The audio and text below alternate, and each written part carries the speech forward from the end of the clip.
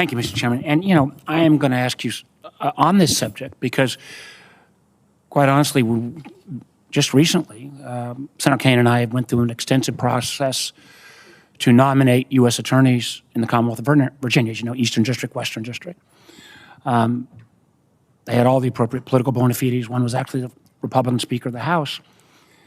And we agreed with the chairman. You've got to work within the law. We did ask them, though, both, will you adhere to the law and not do something that you feel is illegal or inappropriate? I think we ended up picking the two right guys because they both been fired because they were asked to do things that at least they felt was counter to the law.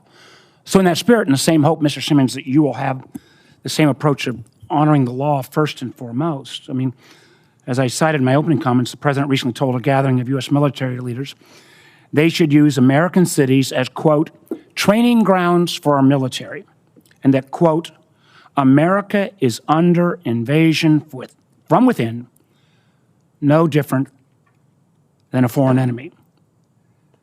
Mr. Simmons, you've been a law professor. You know the law. Do you agree with the president that America is under invasion from within, no different than a foreign enemy? Thanks for your question, Vice Chairman.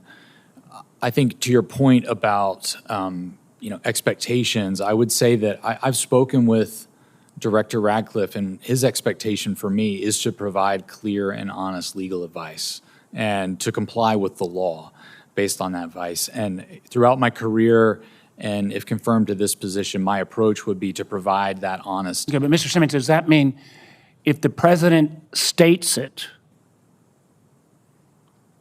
regardless of what factual basis may be underlying the statement, that is then within the law? So on that particular issue, I haven't reviewed the legal authorities around that issue. I mean, for example, at the CIA, I know that Section 104A of the National Security Act provides that the CIA shall not have law enforcement powers. So that's the type of clear advice that would be provided if that question arose. In other words, if in the effort, and again, I won't quiz you more on the fact of taking folks off of counterterrorism, counterespionage, or cyber to put them on immigration, but if the president says because of this enemy from within, he wants the CIA to join in with the American military in fighting this enemy from within, what counsel would you give to Director Radcliffe? Thanks for your question, Vice Chairman. The mission of the CIA is to collect foreign intelligence, and there are a number of limitations enshrined in the law with respect to domestic activity. So you will advise the director that it would be illegal and wrong if the CIA was asked to help work with the military in enforcing against the enemy within? Simple yes or no would be fine. As I said, Section 104A provides that. So I'll take that as a yes.